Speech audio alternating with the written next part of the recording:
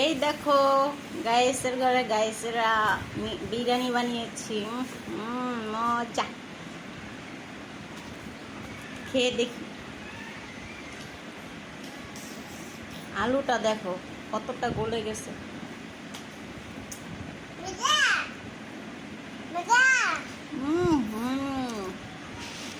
দুর্দান্ত মজা। নিজে নিজে বানাইছি বলে বলছি না, আসলে তোমরা না খেলে বুঝবা না যে এত মজা হয়েছে বিরিয়ানিটা।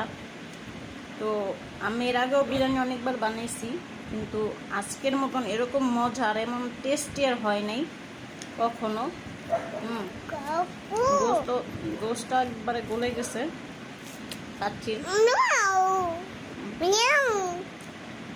আমার মেয়ে পাশে দাঁড়িয়ে দাঁড়িয়ে মিউ মিউ করতেছে, মতলব বুঝাইতেছে যে পাশে একটা